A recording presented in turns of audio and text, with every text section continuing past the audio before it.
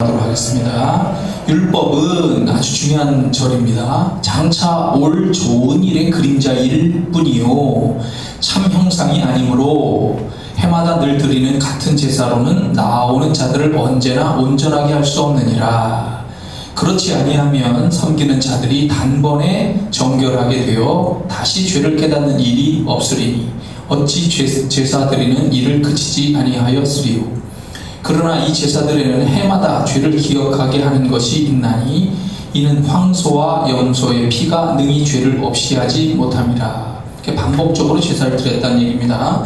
그러므로 주께서 세상에 임하실 때에 이르시되 하나님이 제사와 예물을 원하지 아니하시고 오직 나를 위하여 한 몸을 예비하셨도다. 번제와 속죄제는 기뻐하지 아니하시나니 이에 내가 말하기를 하나님이여 보시옵소서 두루마리 책에 나를 가리켜 기록된 것과 같이 하나님의 뜻을 행하러 왔나이다 하셨느니라.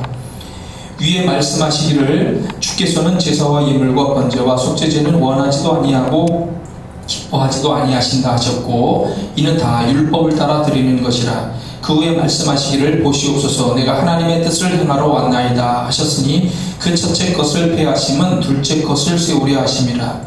이 뜻을 따라 예수 그리스도의 몸을 단번에 들이심으로 말미암아 우리가 거룩함을 얻었노라. 자, 그래서 구약을 이제 그 제사를 폐하고 예수님이 단번에 제사드렸다. 그래서 우리를 거룩하게 하셨다는 거죠.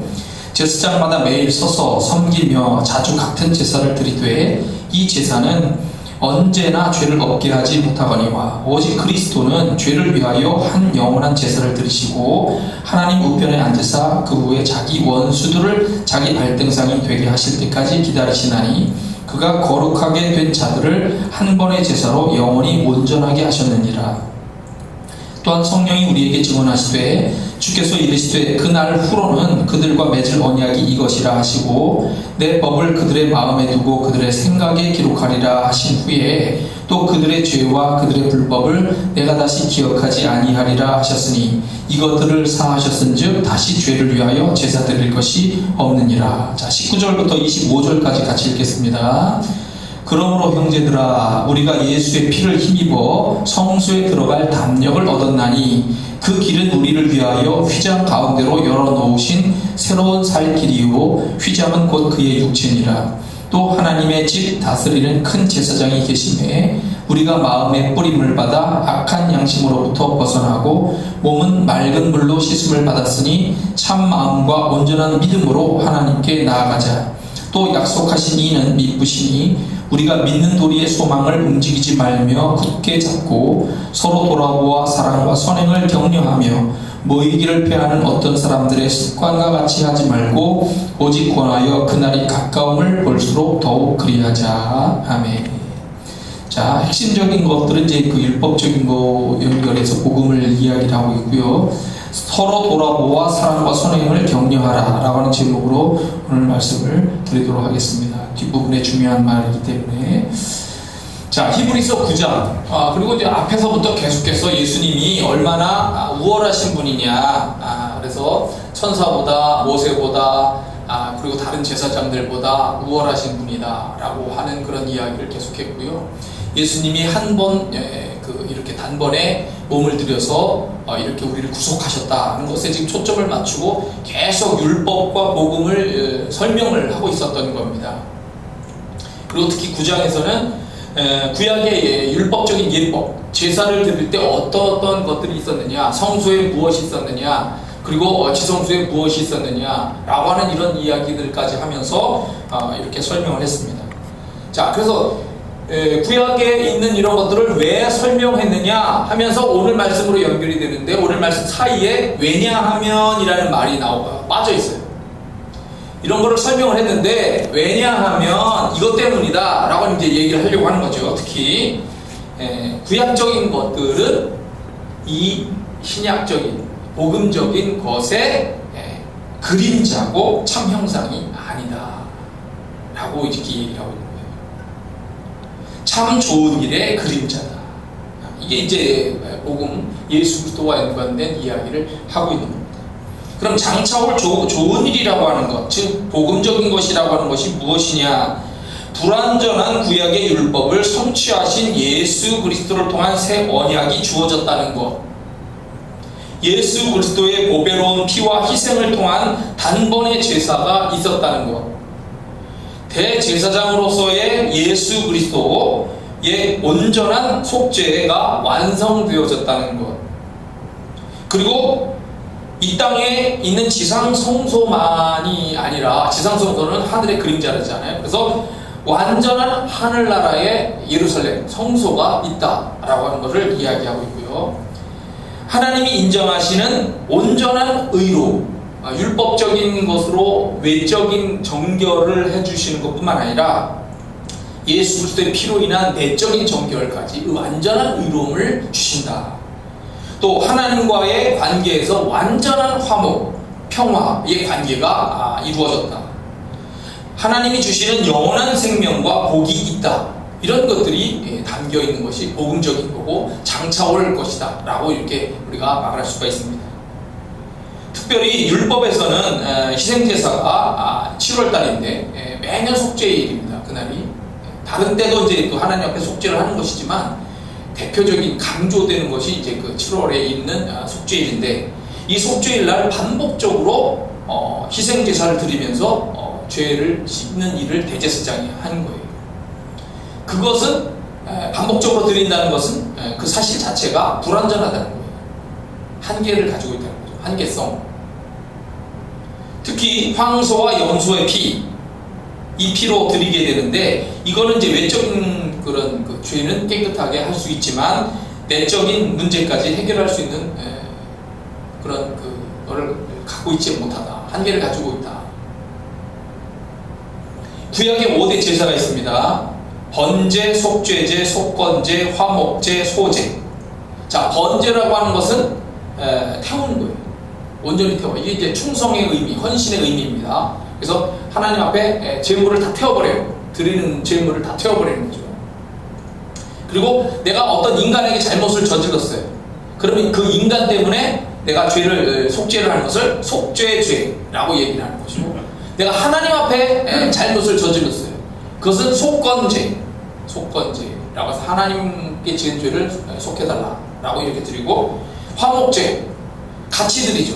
번제도 드리지만 다른 제사도 드리지만 속죄제나 속건제도 드리지만 중요한 것이 화목제를 같이 드려요. 그래서 하나님과 화목하기를 원한다 라고 해서 화목제를 드리게 되는데, 화목제가 있고요. 그리고 소제라고 하는 것은 이제 그 곡식들을 중심으로 한 작은 제사 드립니다. 이런 제사를 드려요. 그 화목제는 특히 이제 그 제사를 다 태워버리는 게는 번제가 아니고 남아요. 제사장 하나님께 드리는 게 있고, 제사장 몫으로 줘야 되는 게 있고, 또 내가 다시 받아요. 그래서 그거를 가지고 먹죠. 왜냐면 화목해야 되니까. 그래서 하나님 앞에서 너와 내가 화목하기를 원한다 해서 그거를 나눠 먹어요. 일반적인 그 제사는 동물의 희생 제사를 이야기를 하고, 보통 화목제, 화목하기를 원하니까 화목제와 연관이 되고, 예물이라고 하는 것은 제사이긴 하지만 곡물 제사인 소제와 연관이 특히 있다라고 이렇게 볼 수가 있습니다. 그런데 이 구약적인 제사가 이제 여러 가지 이런 제사들이 있는데, 이 제사를 이제 하나님이 기뻐하지 않으신다라고 이렇게 말씀을 하고 있어요. 그것은 하나님의 뜻을 진정으로 따르지 않고 단순히 의식적인 행위만을 반복하기 때문에 그렇다는 겁니다. 그러니까 내가 반복해서 제사를 드릴 수 있지 않나요? 그죠? 제사를 드리고 잘못했습니다, 용서해 주세요. 그리고 또 죄를 짓고 이렇게. 그러니까 반복적으로 그냥 제사만 드리면 내 문제는 해결됐다, 이런 식으로만 생각을 하는 자세가 나타나기 때문에 이런 의식적인 행위만을 강조하는 건 이제 싫다, 하나님이 이렇게 말씀하시는 거예요. 그래서 예수 그리스도의 보배로운 피와 희생을 필요로 하게 되었다. 그리고 그것으로 단번에 한 번에 율법적인 한계를 해결하셨다. 자주 반복해서 드리는 것을 해결하셨다. 그래서 그걸 인정하시고 하나님은 예수 그리스도 안에서 다시는 죄를 기억하지 아니하신다라고 이렇게 시편 말씀을 통해서 언급하면서 말씀을 하고 있습니다. 예레미야서 선지자가 고난 가운데서 이제 예언을 해주었는데, 예레미야서 31장 말씀이 아주 중요한 말씀입니다. 여호와의 말씀이니라. 보라, 날이 이르리니 내가 이스라엘 집과 유다 집에 새 언약을 맺으리라. 자, 이제 구약적인 언약, 구약적인 구언약, 구약이라는 것은 오래된 언약이네. 오래된 구약적인 언약 말고 새 언약, 새로운 언약을 맺겠다. 그래서 이것이 이 단어에서 신약이라는 단어가 먼저 나왔고, 그리고 이것으로 생각해서 구약이라는 단어가 나오기 시작한 거예요. 자, 하나님은 새 언약을 맺기를 원하신다. 이 언약은 내가 그들의 조상들의 손을 잡고 애굽 땅에서 인도하여 내던 날에 맺은 것과 같지 아니할 것은. 자, 시내산에 갔죠. 시내산, 호렙산이라고도 하는데, 시내산에 가서 이스라엘 백성들과 하나님과 이제 모세가 중심에 있고 이렇게 계약을 맺음으로써 이렇게 율법이라고 하는 것이, 율법 시대가 열렸습니다. 그런데 그때 시내산에서 맺었던 계약과 다르다. 내가 그들의 남편이 되었어도 그들이 내 언약을 깨뜨렸기 때문에. 그러나 그날 이후, 자, 이제 앞으로 내가 이스라엘 집과 맺을 언약은 이러하니 곧 내가 나의 법을 그들의 속에 두며. 옛날에는 법이 이렇게 돌판으로 새겨져 가지고 십계명 돌판을 해서 이렇게 있었죠. 이제는 그들의 마음에 기록을 한다. 마음에 기록하여 나는 그들의 하나님이 되고 그들은 내 백성이 될 것이라. 여호와의 말씀이니라. 그들이 다시는 각기 이웃과 형제를 가리켜 이르기를 너는 여호와를 알라 하지 아니하리니 이는 작은 자로부터 큰 자까지 다 나를 알기 때문이라. 내가 그들의 악행을 사하고 다시는 그 죄를 기억하지 아니하리라. 여호와의 말씀이니라. 자, 이것이 예수 그리스도의 사건과 연관되는 아주 중요한 예언이었습니다. 그래서 예수 그리스도의 십자가 사건은 예수 그리스도의 온전한 순종이 나타난 것이고, 온전한 희생, 온전한 구원을 말하는 것입니다. 그 결과 그리스도인들은 하나님이 원하시는 온전한 거룩함, 성별됨을 얻게 되었다. 그리고 19절에 보니까 그리스도인들은 이제 예수의 피를 힘입어 성소에 들어갈 담력을 얻었다라고 했습니다. 그 성소는 일반 기본적인 성소도 의미도 되고 지성소도 돼요. 원래 그 성소를 둘러싼 그 뜰이 제사장들이라고 그랬죠. 제사장들, 그 다음에 보다 바깥쪽이 남자들의 뜰, 여인들의 뜰, 그리고 이방인의 뜰, 이렇게 뜰들이 다 구별되어 있어요. 이 뜰을 넘어가면 제사장이 칼로 쳐 죽여요. 그러니까 성소 근처에도 원래 못 가죠. 성소 근처까지 가는 것은 유대인 남자만 갈 수가 있는 거고, 성소 뜰을 밟는 순간 자기도 죽어요. 제사장들만 들어가는 곳이기 때문에. 그런데 제사장들만 들어가는 그곳을 넘어서서 성소 안에까지 들어갔다? 그럼 뭐 당연히 죽어야 되는 거죠. 그리고 지성소까지 들어갔다? 그럼 당연히 또 죽어야 돼요.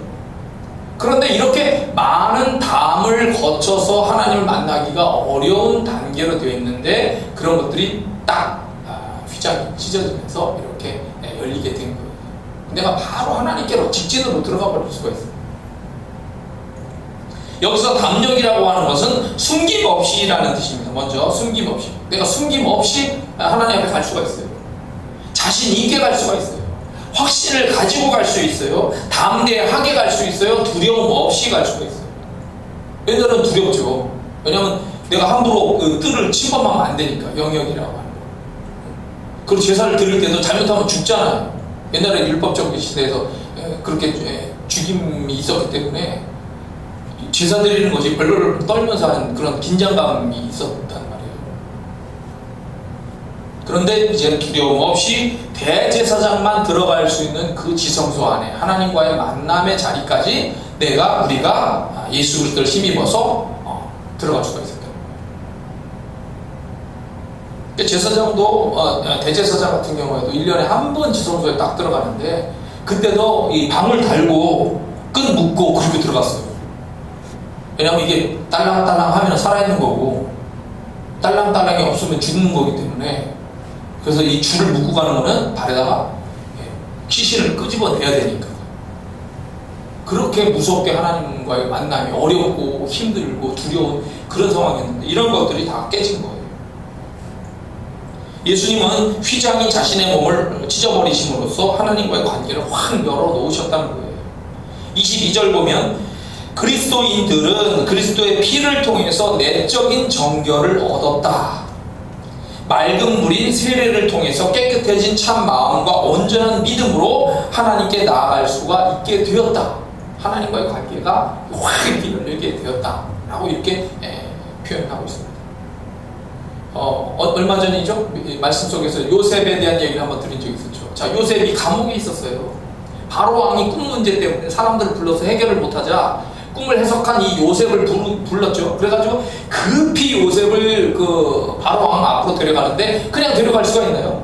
감옥에서는 땀도 나고 옷도 때로는 벗고 이거 맨발 상태 이런 상태였을 텐데, 그러니까 이제 씻기고 수염 깎고 몸 단정하게 해가지고 옷도 입히고 신발 신기고 해가지고 아마 이렇게 해서 왕 앞에 가서 어떤 예법으로 절하라, 인사하라, 말을 어떻게 하라, 기본적인 교육을 시키고 왕 앞에 이렇게 들어갔을 거라는 거죠. 이렇게 낮고 낮은 자가 높은 왕 앞에 갈 때 그냥 가면 안 돼요. 그분의 그 수준에 맞게 이걸 준비시켜가지고 가야 된다는 거예요. 그래서 예수님도 마태복음 22장에 천국의 비유를 이야기하실 때 임금을 만나기 위해서 사람들을 다 예복을 입혀서 들어오게 했다는 거예요. 이 의미가 있죠. 천국에서의 의미. 예복을 입혀서 들어오는데 한 사람이 예복을 안 입고 그냥 들어왔더라는 거예요. 그건 뭐냐? 왕을 무시하는 거예요. 그 나라의 예법을 무시하는 거예요. 그래서 그 임금이 종들에게 뭐라고 얘기하냐면 그 손발을 묶어 바깥 어두운 데에 내던지라. 거기서 슬피 울며 이를 갈게 되리라 라고 내쳐버렸어요. 왕을 무시하는 거거든요. 왕 앞에 나아갈 때 예복을 입는데 예복이 뭐냐? 참 마음과 온전한 믿음이라는 예복이에요. 그것을 요한계시록에서는 승리한 자들이 입는 흰옷, 거룩한 세마포 옷이다 라고 이렇게 얘기했어요. 하늘나라에 가서 승리한 성도들은 다 승리한 하얀색의 정결한 옷을 입는다는 거예요. 그 옷을 입고 천국에서 함께 찬양하고 예배드리면서 기뻐하고 행복하게 살게 되는 거죠. 만약에 그거를 안 입겠다, 나는 그냥 내 양복이 좋으니까 내 옷 이거 500만원짜리예요 그쵸? 옛날에 500만, 요즘에는 얼마짜리인지 모르겠는데 옛날 종로에 대통령이나 이런 그 장관들이 입는 옷이 500만원짜리였어요. 근데 그 500만원짜리, 제가 서울에 있을 때 들은 얘기니까 500만원짜리인데 500만원짜리 이거 내가 아주 어렵게 해서 준비한 옷인데 이 옷 입고 내가 하나님 앞에 나가고 싶어요. 안 돼요. 안 된다고요. 하늘나라에 들어가게 되려면 하늘나라의 법을 따라야 되는 거예요. 하나님 나라의 많은 예법을 쫓아야만 되는 거예요. 나의 이 세상적인 옷들은 겉으로 볼 때는 멋있다고 할지 모르지만 그렇지 멋있지 않아요. 어울리지 않는다는 거예요. 하나님께 대한 모욕인 거예요. 그래서 이렇게 참 마음과 온전한 믿음의 옷으로 입고 하나님 앞에 나아가야만 되는 거예요. 또 약속하신 이는 믿으시니 23절 우리가 믿는 도리의 소망을 움직이지 말고 굳게 잡아야 된다. 자, 믿으시다, 약속하신 이 하나님입니다. 하나님은 믿으시다, 즉 신실하신 분이다 라고 이렇게 표현하고 있는 거고, 이 신실하신 하나님이 그리스도 안에서 구원시켰다 라고 이렇게 확실하게 종말론적 구원까지 이렇게 얘기를 하고 있는 것이기 때문에 그거 믿고 흔들리지 마라 이렇게 말씀하고 있는 거예요. 하나님이 약속을 했는데 야, 나 그때 뻥이었거든, 거짓말이었거든, 이거 아니에요. 그렇게 하실 수가 없는 분이에요. 하나님이 약속하면 약속한 걸 지켜야 되는 분이에요. 하나님이 예수 그리스도 안에서 그런 약속을 하셨기 때문에 우리는 믿고 그분 앞에 담대하게 나아갈 수가 있다는 거죠. 흔들리지 말고 의심하지 말고 완전한 구원이 이루어질 때까지 소망을 굳게 잡고 가야 된다. 그리고 제가 오늘 제일 강조하는 말씀, 서로 돌아보아 사랑과 선행을 격려하라. 기독교인의 공동체에서 중요한 덕목 두 가지, 사랑과 선행이라는 덕목을 소개를 하고 있습니다. 우리가 초대교회에 관련된 역사를 사도행전 2장과 4장에서 보게 되지만 그 초대교회가 사랑과 선행이라고 하는 것이 그 교회 공동체의 아주 기본이었어요. 그거를 사도행전에서는 참 한 마음과 한 뜻이 되었다라고 했습니다. 다양한 일로 인해서 우리는 분열과 다툼들이 많이 있거든요. 경쟁이 있고요. 제가 그 아침에 운동하는 분들 만나게 되지만 그분들이 다양한 교회의 권사님들도 있고 뭐 그래요. 목사님도 물론 있고. 근데 그 큰 우리가 생각할 때 큰 교회는 사람들이 많고 일할 자원도 많으니까 그렇게 일을 하면 뭐 다툼도 없고 평화하겠지. 그렇지 않아요. 작은 교회도 작은 교회로서 지지고 볶고 싸우는 경우들이 허다하지만 큰 교회는 큰 교회대로 지지고 볶고 경쟁하고 싸우고 다투고 삐지고 그런 일들이 허다하게 많다는 거예요. 근데 이 초대교회가 우리가 믿음으로 바라보는 그 교회인데 이 교회가 하는 중요한 것은 한 마음과 한 뜻이었다. 박해와 환난 가운데서도 서로 물건을 서로 통용하고 어려운 이들을 구제하며 노력을 했어요. 특히 그 과부들 돕는 거 때문에 다투는 일이 있었잖아요. 초대교회도. 히브리파 과부가 있고 헬라파 과부가 있어요. 히브리파 과부라는 건 뭐냐면 유대 나라에서 이스라엘 안에서 태어나고 자라서 어려운 일을 당하면서 과부가 된 사람이 있고 해외에 살다가 나라 이제 고국에 돌아가서 내 뼈를 묻겠다 해서 들어온 사람들이 있는데 이 사람들이 과부예요. 어려운 사람들도 있다는 거죠. 그래서 이 사람은 헬라파 과부. 이 사람들하고 이렇게 동등하게 취급을 하면서 도와야 되는데 그거에서 차별이 생겼다는 거예요. 돕다 보니까 어떤 문제가 생겼던 거죠. 나눔에서. 그래서 그것 때문에 다툼이 있는데 이 문제를 7 집사를 세워서 잘 해결했다. 이제 이런 그 얘기들이 나오게 되는 거죠.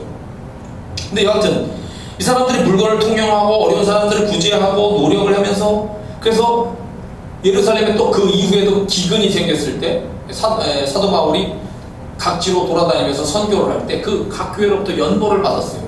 너희들보다 믿음이 먼저 된 예루살렘이 지금 기근 때문에 어려움이 많다는 소식을 들었으니까 그 예루살렘을 위해서 우리가 더 돕는 일을 하자 해서 연보를 모아가지고 그것도 그 돈 때문에 내가 오해를 받을까봐 사도 바울이 돈에 대해서 각 교회 책임자들을 세워가지고 그리고 가서 전달을 하는 거예요. 왜냐면 많은 돈이 있을 때 욕심이 생기는 거나 잠깐 도난 사건들이 일어날 수 있는 거고 그 책임을 내가 다 질 수가 없잖아요. 그죠? 근데 중요한 것은 그렇게 어려운 사람들을 도우면서 이 초대교회가 했어요. 사랑과 선행, 어려울수록 더 꼭 필요하죠. 모이기를 피하지 말고 잘 모여라. 자, 모여야 사랑과 선행에 지치지 않게 되는 거고 또 여러 가지 일로 인해서 지쳤다가도 다시 힘을 낼 수가 있는 거예요. 모이지 않으면 이게 뭐 살아있는지 죽어있는지 뭐 지쳤는지 몰라요. 자꾸 모여야 격려도 할 수 있고 힘내서 이렇게 이 되는 거예요. 엘리야를 도왔던 사르밧 과부가 있죠. 엘리사를 도왔던 수넴 여인이 있습니다. 희한하게도 이 두 사람 엘리야와 엘리사 제자 이 사람들을 이 과부와 수넴 여인이 도왔는데 사르밧 과부는 자녀가 죽었어요.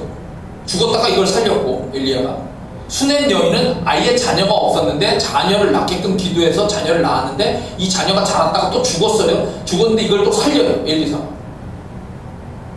근데 그 과정을 통하여 이렇게 이제 하나님의 놀라운 역사가 드러나는데 중요한 것이 이 사르밧 과부나 수넴 여인이 주의 종을 대접을 하는 거예요. 사람. 이게 선행이에요. 사르밧 과부는 어떻게 보면 기근 때문에 어쩔 수 없어서 이방 여인이니까 그렇게 했을지 모르지만 수넴 여인은 정말 기뻐서 했어요.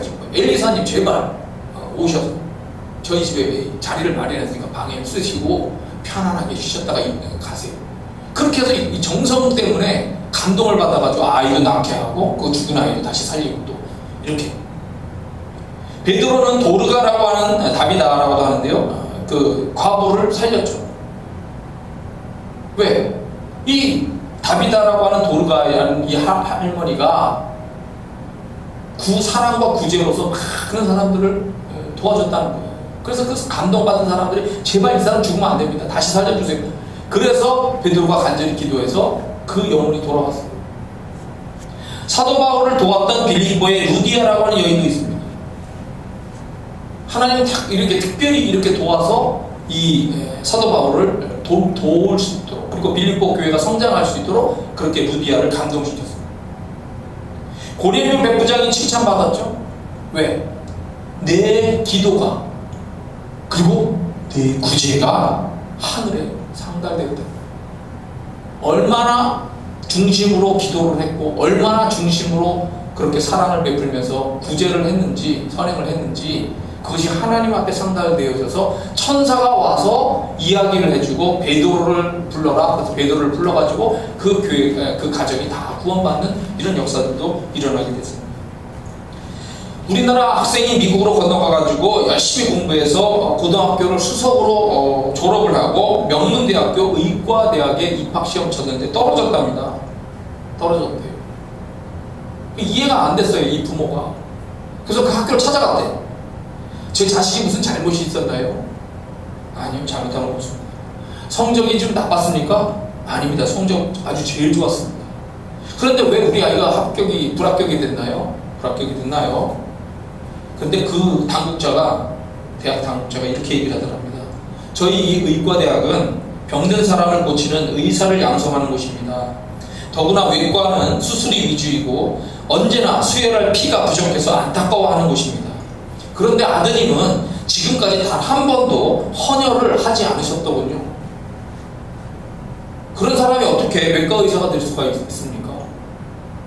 라고 물었고 부모는 아무 말도 못하고 나올 수밖에 없었다. 미국은 공부를 해서 대학교를 갈 때 학과 시험만 보고 그거로서 통과가 절대 되지 않아요. 미국에서는 학교가 어느 정도 해서 마친 다음에 다른 활동들을 얼마나 했느냐, 그 중에 남을 돕는 선행 구제를 얼마나 많이 했느냐 라고 하는 걸 따지는 그런 학교 체제로 되어 있습니다. 그리고 여기에는 헌혈도 있더라는 거예요. 놀랍지 않습니까? 오직 공부만을 위해서 살아가는 삶이라고 하는 것은 이건 온전한 삶도 아니고 좋은 삶도 아닙니다. 남을 위하고 남과 어떻게 활동하면서 건강하게 사회를 만들어갈 것인가를 꿈꾸는 것이 올바른 학생이다 라고 이렇게 생각하고 있다는 거죠. 중국 절강성 지도를 볼 때 중국 지도가 이렇게 있으면 지도에 이렇게 그 오른쪽 맨 밑에 있는 이쪽 사선 방향으로 있는 데가 절강성입니다. 그 절강성의 경제계 인물이었던 왕준야오 회장이 38살에 일찍 죽었어요.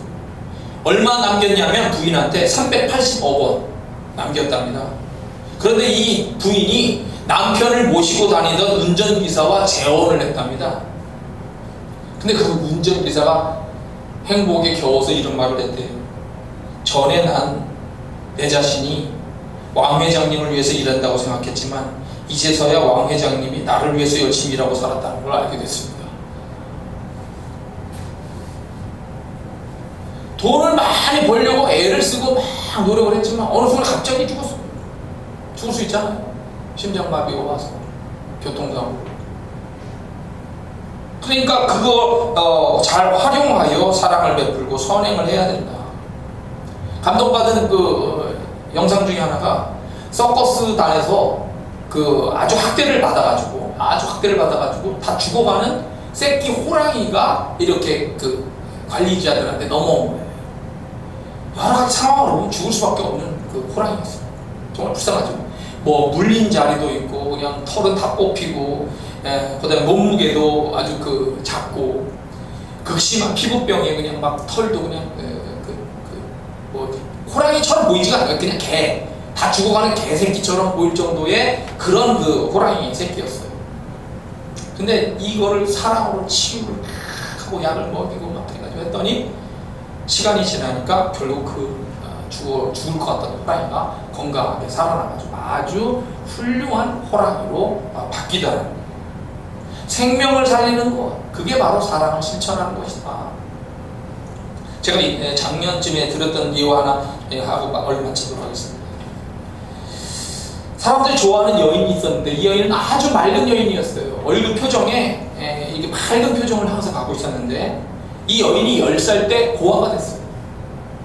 한 끼 식사를 위해서 눈물을 흘리면서 정말 혹독한 노동을 해야 됐었던 시절을 보냈어요. 근데 이 여인은, 이 소녀는 긍정적인 인생관을 가지고 있었던 거죠. 그래서 커서 결혼을 했고요. 6 자녀를 낳았는데 그 중에 한 아이가 또 죽어요, 병으로. 그랬을 때 아직 내가 사랑할 수 있는 아이가 5이나 있다 라고 하면서 이겨나갔어요. 정치활동을 하는 남편이 39살이 됐을 때 갑자기 소아마비에 걸려가지고 걸음걸이를 못 걷는 거예요. 그래서 휠체어에 앉아있었죠. 다리를 쇠붙이에 고정시키고 휠체어를 타고 다녀야 되는데 남편이 너무 자기 자신의 인생에 대해서 충격을 받아가지고 절망에 빠져서 방에만 처박혀 있는 거예요. 아내가 어느 날 비가 그치고 맑게 개인 날 남편의 휠체어를 끌고 정원으로 산책을 나옵니다. 그러면서 이런 얘기를 해요. 비가 온 뒤에는 반드시 이렇게 맑은 날이 옵니다. 당신도 마찬가지예요. 뜻하지 않은 병으로 다리는 불편해졌지만 그렇다고 당신 자신이 달라진 건 하나도 없어요. 여보, 우리 조금만 더 힘을 냅시다. 이 아내의 말에 남편이 이렇게 얘기합니다. 하지만 나는 영원한 불구자예요. 그래도 나를 사랑하겠어. 그러니까 아내가 이렇게 얘기합니다. 아니 여보, 내가 지금까지 당신의 2다리만을 사랑했나요?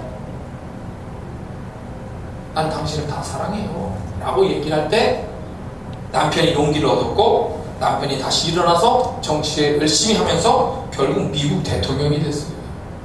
그리고 이 2번, 3번, 4번 4선 대통령, 유일한 4선 대통령이 됐는데 그 대통령이 미국의 경제공황 2차 세계대전을 승리로 바꾼 바로 루즈벨트 대통령, 프랭클린 루즈벨트.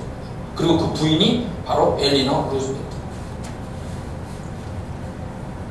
세계의 많은 사람들, 미국 사람들 중에 최고의 대통령 부인으로, 퍼스트 레이디라고 하죠.